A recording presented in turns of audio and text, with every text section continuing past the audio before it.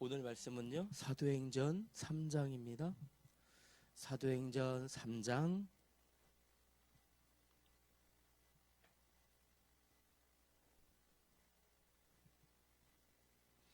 20절부터입니다. 20절부터 마지막 절까지 우리 교독하며 읽읍시다. 사도행전 3장 20절부터 읽습니다. 또 주께서 너희를 위하여 예정하신 그리스도 곧 예수를 보내시리니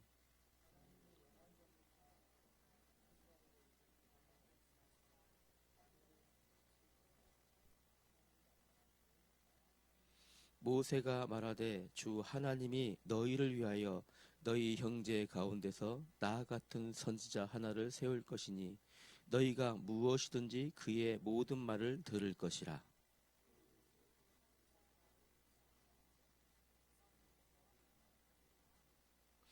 또한 사무엘 때부터 이어 말한 모든 선지자도 이 때를 가리켜 말하였느니라.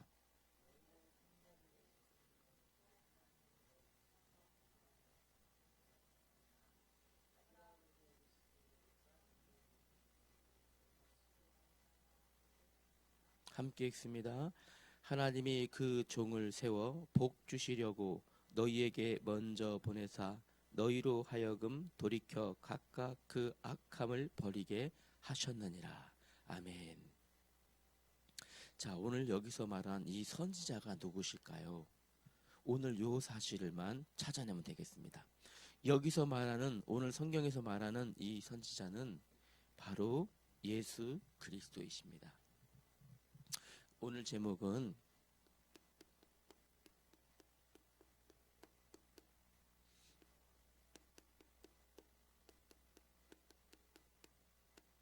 선지자로 오신 예수님.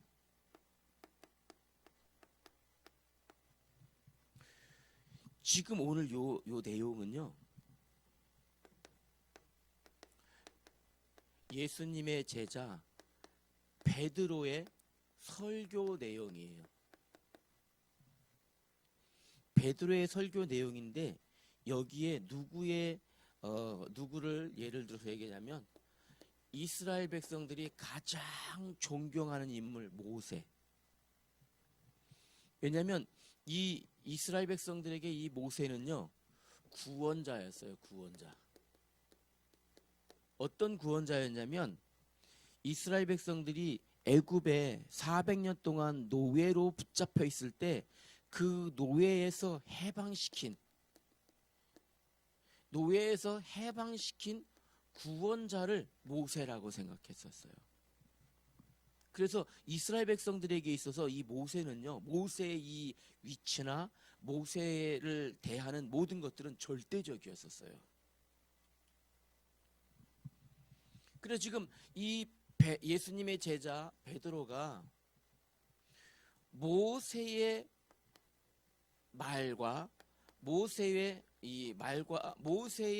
설교를 가지고 와서 누구를 설명하는 거냐면 예수님을 설명하고 있어요.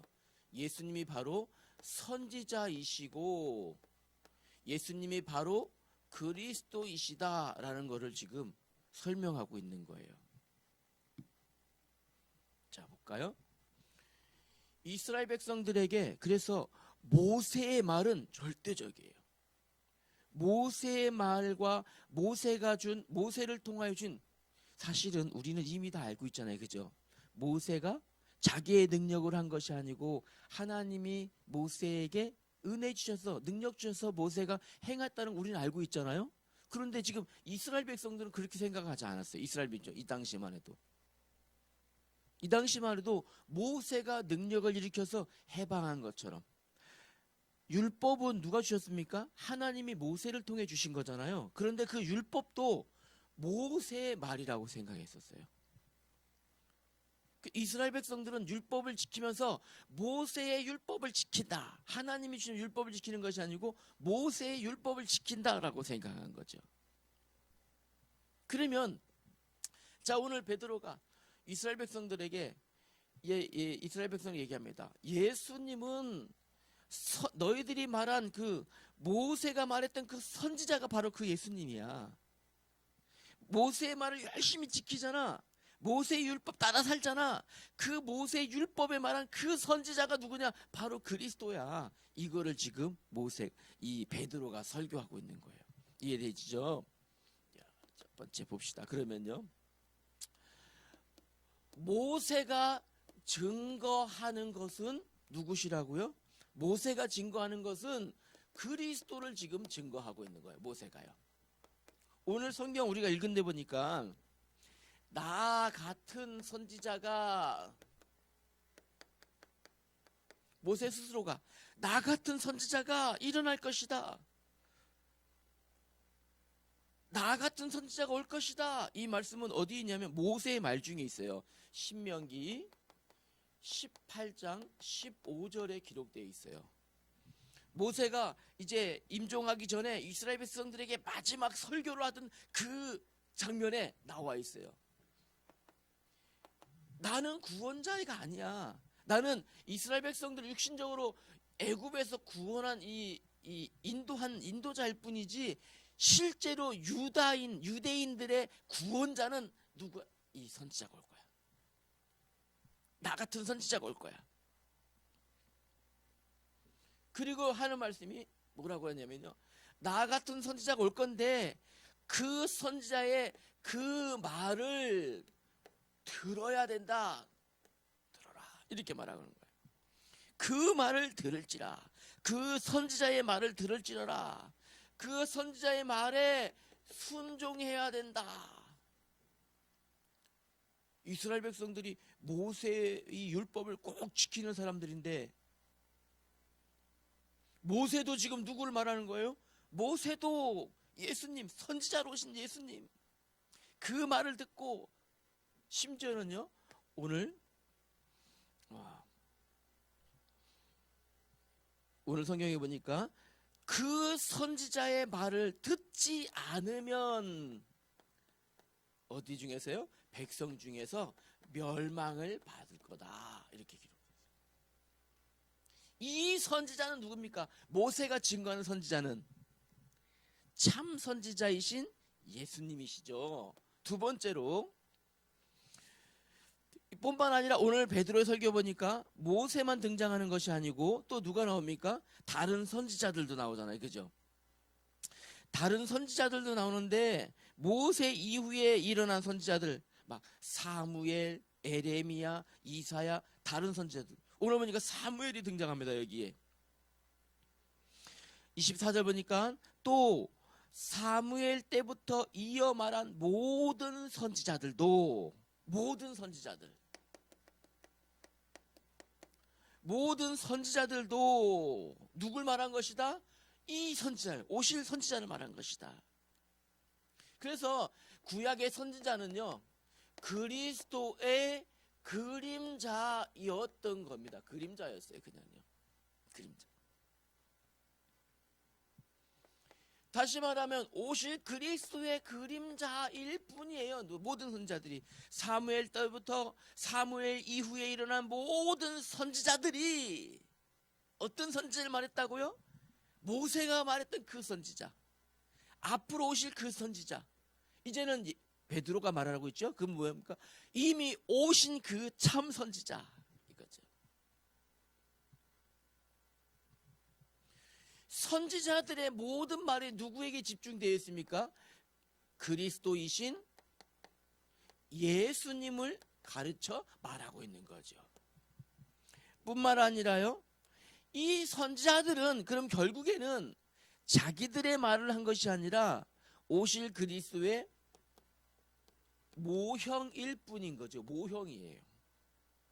왜냐하면 선지자들이 하나님의 말씀을 많이 말했지만 실제로 예수님을 본 적은 없어요.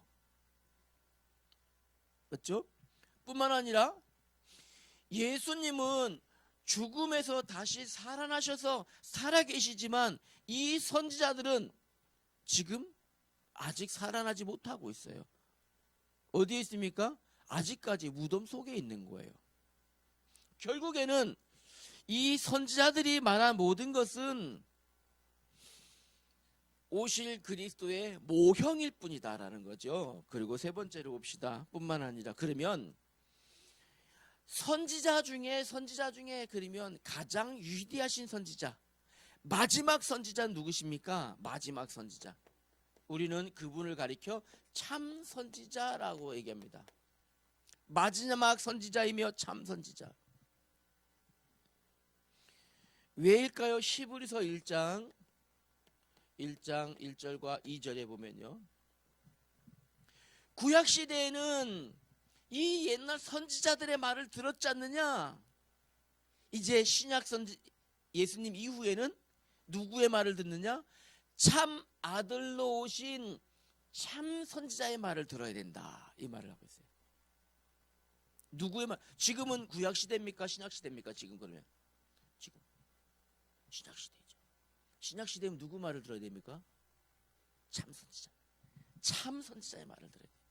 구약 시대는 이 인간 선지자들, 모형인 선지자들, 그림자인 선지자들의 말을 듣고 살았지만 신약 시대에 와서는 누구의 말을? 참 선지자이신 그리스도의 말을 들으며 살아야 되는 거예요. 그러면 자 보세요. 구약에 나와 있는 선지자와 신약에서 오신 참 선지자, 다른 점이 무엇일까요? 다른 점이 있겠죠. 왜냐하면 구약 시대 선지자들과 신약 시대 선지자들이 무엇이 다르기 때문에 히브리서를 기록한 우리 하나님께서는 이 신약에 오신 참 선지자의 말을 들으라 했을까요? 구약의 선지자들은 무엇을 말했습니까? 오실 메시아를 말한 거예요. 오실 메시아. 그런데 신약에 와서는 누굽니까? 예수님은, 그분은 오신 메시아예요. 메시아. 약속대로 오신 메시아. 다시 말하면 구약에는요, 메시아가 오실 것이다 라고 외친 사람들이 선지자예요. 참 선지자는요, 그 구약에 말했던 그 선지자가 바로 왔다라는 거예요. 나라는 거죠. 그리스도라는 겁니다. 그리고요, 구약의 선지자들은 결국에는 실제로 보고 실제로 누리지 못했으니까 말하는 모든 것이 그림자만 말할 뿐이었던 거예요. 그림자만. 실제로 확인한 바가 없어요. 천국을 확인한 바가 없어요. 실제로는 회개에 대한 죄 용서를 준 적이 없어요. 그렇기 때문에 양이나 소의 짐승을 잡아서 대신 죄를 회개하게 한 거죠. 씻게 한 거죠. 그런데 그림자일 뿐인데 예수님은 오셔서 우리에게 무엇을요? 천국을 보장해 주신 거예요. 다시 말하면 예수님 자체가 이 약속의 성취라는 거죠. 다른 점이에요. 세 번째로는요, 구약의 선지자들과 구약의 이 선지자들은요, 죄에 해결할 수 있는 해결 방안이 없었어요. 이것은요, 없었어요. 그래서 죄가 있다라는 것, 하나님 말씀을 따라가라는 것을만 말할 뿐이었었어요. 말해줄 수 있는 것뿐이었어요. 해결할 수 있는 방안이 없었어요. 그러나 신약에 오신 참 선지자는요, 무엇을 통해서요? 십자가를 통해서 완전히 이루신 거죠. 이것이 구약 선지자와 신약 선지자들의 차이점이에요. 그러면 결론으로 우리 이렇게 봅시다. 간단하게 결론 봅시다. 이제부터 우리 다음 세대들의 신앙생활은요, 신앙생활은 무엇을 따라가는 신앙이 되어야 되겠냐는 겁니다. 무엇을요? 참 선지자이신 참 선지자의 말씀을 따라가는 신앙생활 되어야 돼요. 참 선지자이신 예수님의 말씀을 따라가는데, 참 선지자이신 예수님의 말씀이 어디를 통하여 계시되어 있습니까? 바로 성경을 통해 계시되어 있어요. 이 성경의 말씀을 우리가 다 알 수 없으나 어디를 통해서요? 강단의 말씀을 통하여 우리가 깨닫게 되어지는 거예요.